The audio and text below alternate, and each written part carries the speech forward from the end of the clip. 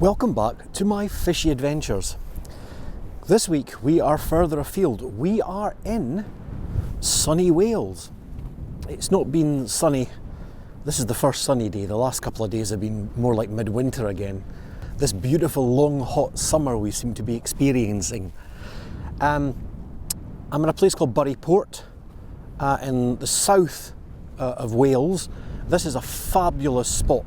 We're in Carmarthen Bay. There are 3 rivers that feed into this bay, and it means that you get a bewildering array of fish coming in here. At this time of the year, in this area here, it's primarily smooth-hound and bass. I actually came down here to fish for something completely different. I came down to fish for mullet on Monday, and I'll do a Jack Hargreaves. In the next section, I'll actually let you see the pictures we took there. Never caught any fish, but it's a beautiful spot and the kind of place where you can catch mullet. Right folks, this is why I'm in Wales. Mullet. You see this lovely mullet just right below me? That's probably about 3-4 pounds.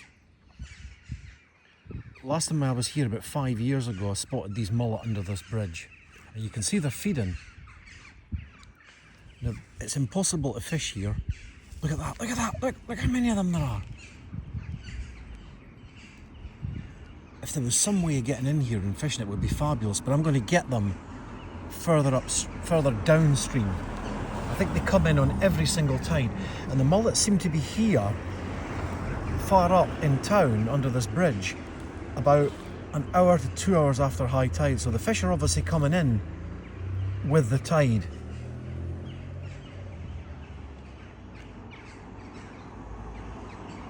There's a group of 4 mullet there. They're basically going round together.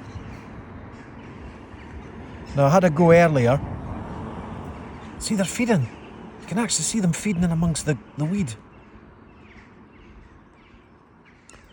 Now I've just got to find a place where I can catch these fish. There's another one further up. The spot I'm going is about quarter of a mile downstream from here. It's an old jetty, and I saw the fish there this morning, well this afternoon around about high tide, but they're here. They were here 5 years ago and they're here now, and I want to get one this week. The spot I'm fishing is in a village called Kidwelly, and this is basically where we're fishing, where the river is literally just entering the estuary. Now this spot is right next to what was an old commercial port. It's obviously no longer in use, but it's actually quite good because it gives you a high vantage point to look down into the river, and you can actually use it to kind of spot where the fish are moving. It's about half a mile downstream from the bridge. That's me fishing there. My wife kindly took this nice panorama view of the spot. It's a really good spot for fishing because you literally can park almost right next to the spot. When the tide comes in, this little jetty can actually be quite a useful point because you could be wading blind into this area here, which is a combination of rocks and mud, and the mud can be quite tricky.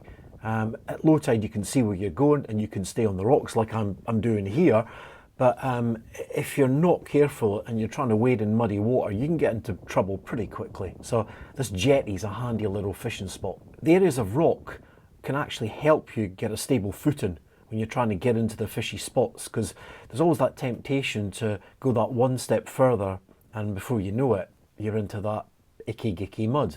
There are 2 places where the fish were mainly gathering, and both of them are little inlets that run into the river that are obviously bringing food in. The first one here is a little stream, a very small one, that just runs in almost adjacent to the main river flow. It's about 30 feet further down the bank from where I'm fishing.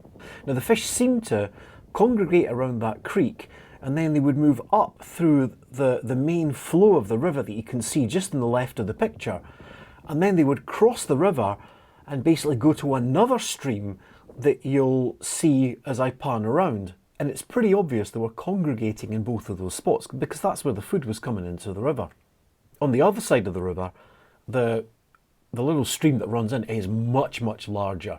It's actually quite a... I wondered why the fish were so intent on staying there, and it's because there's really quite a deep channel that runs into the river, so it's quite a good feeding ground. Now this is the other creek that we're just coming round to now, and you can see at low tide, it's quite a deep ravine that at high tide was completely covered with water. At high tide, it's all kind of muddy, the fish are coming in. What you really want is when the tide is emptying out into the estuary. I've been told quite a lot in this area that 2 hours after high tide is probably the best time to catch both bass and mullet in these estuaries. Now I covered fish in both spots, but I never even had the slightest bite. Now the wind this day was right in my face. It was really hard to get a decent presentation of the flies. And actually the wind got stronger and stronger as the day went on, and effectively ended my mullet fishing because there's a nice view of the train going by. I was fishing into a really strong 25-35 mile an hour wind, and it just made fishing impossible. But this is a spot I would thoroughly recommend. It's very accessible because you just cross the railway lines in Kidwelly, follow a little track, and there's free parking right next to the fishing spot. It's about the only place you can fish. Further upstream, the banks are just too muddy to even think about wading. Yesterday we came here because the wind was absolutely howling, so this was one of the few places we could actually fish. Fished for 3 hours, got 2 good bites that I missed both of them, and then right at the end my wife convinced me to have one last cast, and I got the personal best smooth-hound, an absolute beast of a fish, and my dear wife caught it all on camera. So we'll show you that next. Smooth-hound bites can be quite ferocious.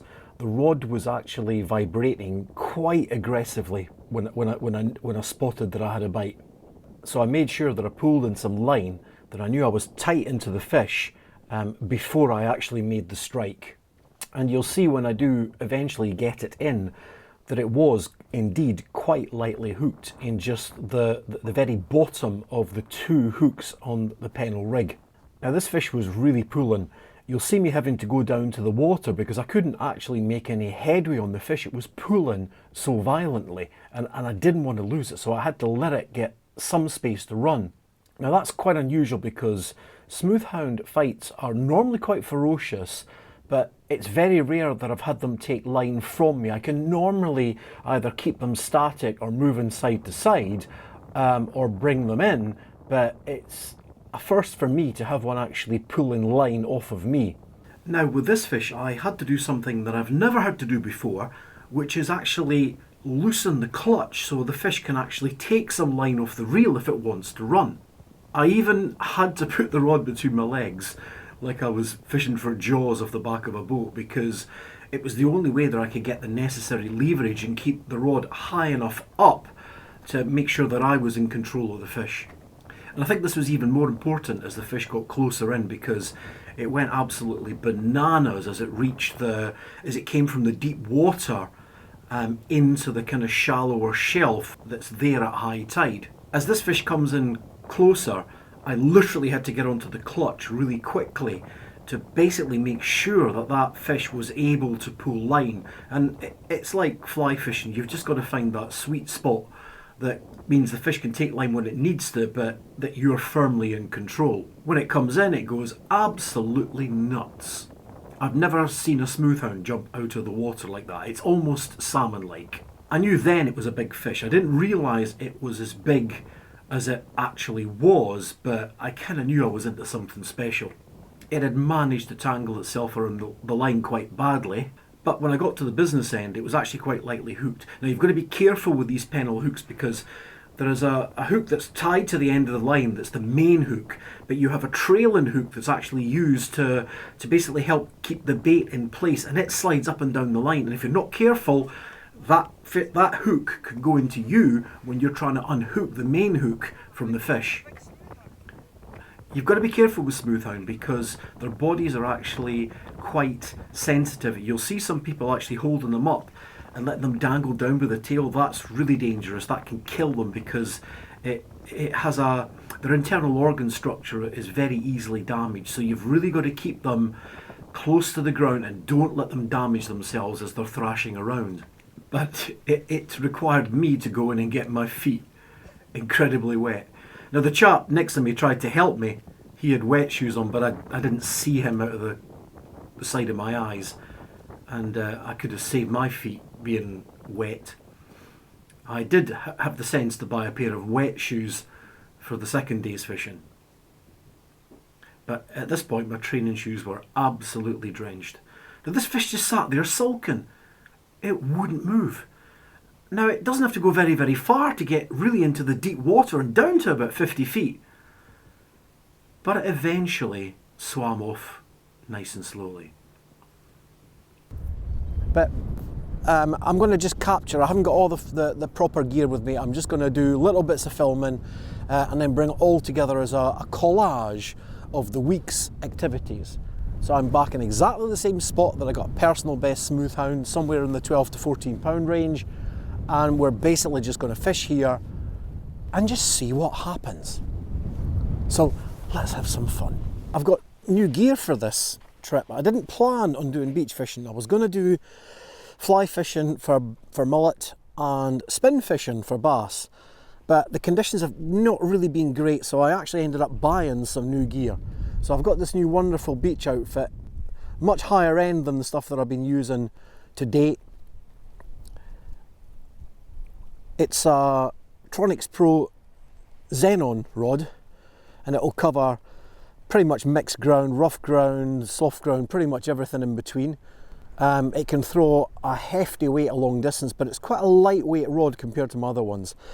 I've got a Shimano reel on it, Shimano spinning reel, and you've seen my trusty trigger system that I use to launch the bait. This reel really came into its own yesterday because the fish literally was pulling line off the reel. I had to kind of release the clutch a little bit. Now this is a fabulous spot. This is called Black Point. The estuary runs around a corner here, so the tidal flow comes along this deep channel. Part of this channel here is about 50 feet deep, and it's a natural channel that runs right out to the mouth of the bay. So the fish basically come in on the tide and pass by here. They go a lot further in. There's another point just over there that's supposed to be excellent. There's a slipway just over there in the distance at Pool, and it's a fabulous spot as well. The place we are is called Burry Port. The spot that we're on is Black Point. So I'm going to fish here for 3 hours. I'm going to fish right up to the high tide and just kind of stop on high tide. That's what I did yesterday. It's a lovely spot. We'll just see what happens. Smooth-hound or bass, I don't really mind as long as we get one of them. A couple of hours after starting fishing, I got the telltale signs of a smooth-hound bite. Light tapping on the rod tip followed by a couple of really strong pulls. Again, this fish was pulling quite hard, not as hard as the one yesterday because that was a personal best, but it was still giving me a good tussle. I think this fish was actually close to my previous personal best, so it was still a very good fish. In this deep channel, these fish really pull because they've got the deep channel flow and the tide which is helping them. Now you can also get taupe in this estuary, further towards the mouth of the estuary in what's called the deep water channel, up at Burry Port itself. And the folks fish there know a local angler who's very good, and he's basically fishing these big, almost whole mackerel flappers on wire trace rigs to get these taupe that can be up to 20, 30, 40 pounds. Goodness knows what you do with those things. Again, you can see this fish is moving around. It's pulling me back and forwards across the flow. Again, I've got the tension set so the fish can pull if it needs to. You can see it coming into the shallower water, but there's a bit more water at this point of the tide because of the steep slope. You can be a foot into the water and then have a foot of water below the surface because it is such a steep slope. That's why this channel is about 50 feet deep, because it literally drops right down. I mean, these fish go nuts as you get them close in. But this one was a wee bit easier because I did have a bit more water to play with. This fish was actually a bit more deeply hooked, so I had to use my forceps to get the hook out. You can see some weed on the weight there. There was quite a lot of weed kicking around. Smooth-hound do some really weird stuff when you catch them. They seem to want to slap their heads with their tail. Obviously, it must be a sign of them being stressed and just want to get back into the water. This fish was well hooked, so I did need the forceps to get it out, but it did come out safely and without any damage. Not as big as yesterday's.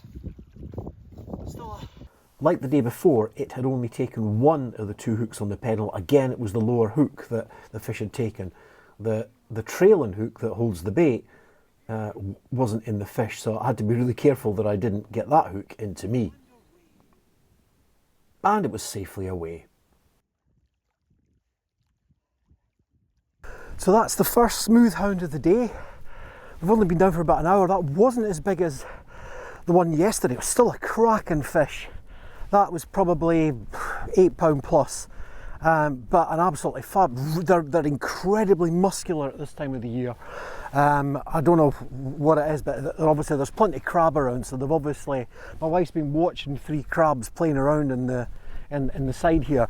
But that's our first smooth-hound on camera. Well, no, we had yesterday's as well, but the first time when we've actually been filming a session. So you've seen me catch 2 smooth-hound now. Let's see if we can get another one.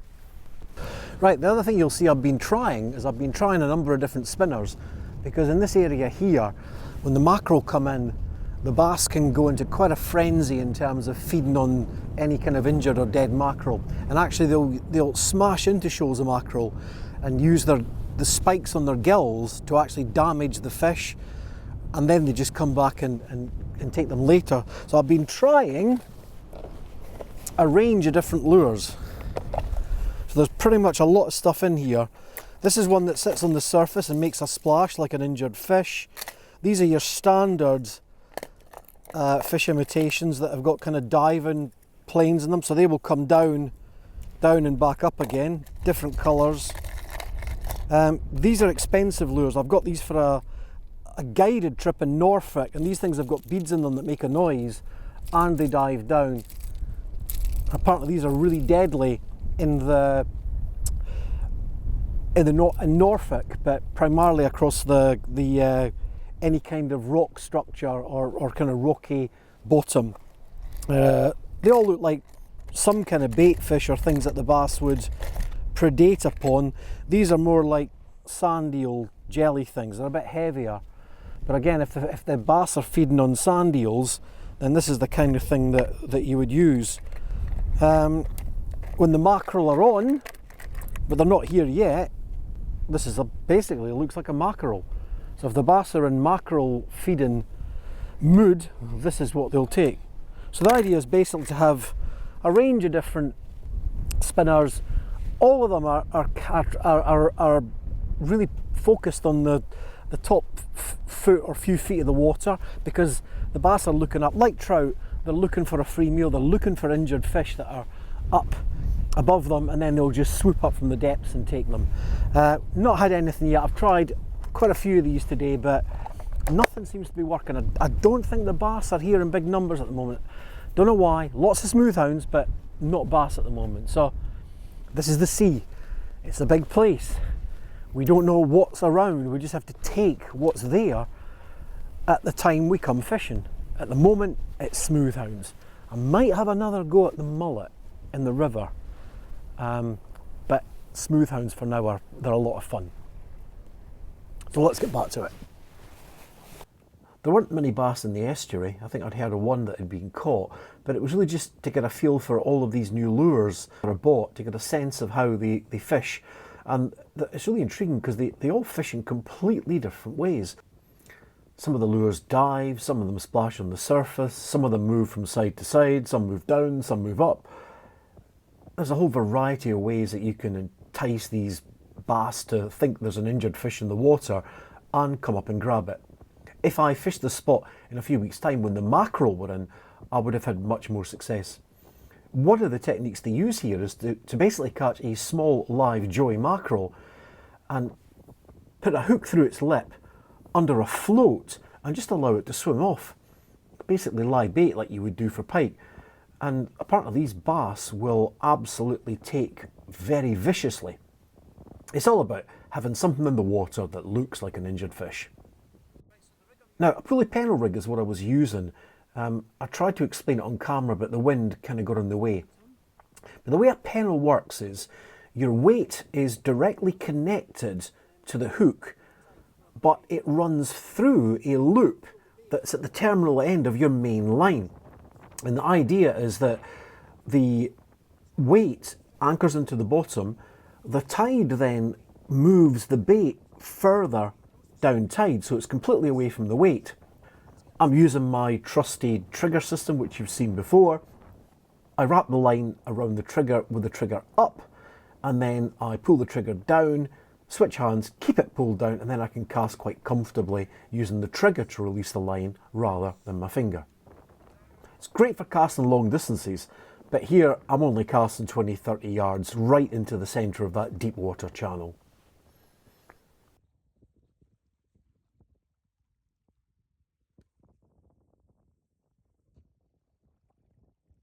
Now you let the weight get right to the bottom, tighten up really gently so you can get that weight to anchor.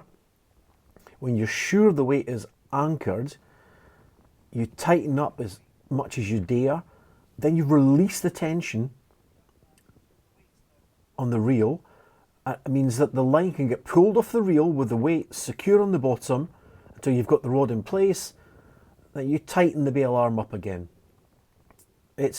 With smooth-hound, it's a good idea to leave a little bit of loose tension in the line because they can pull the rod off the stand.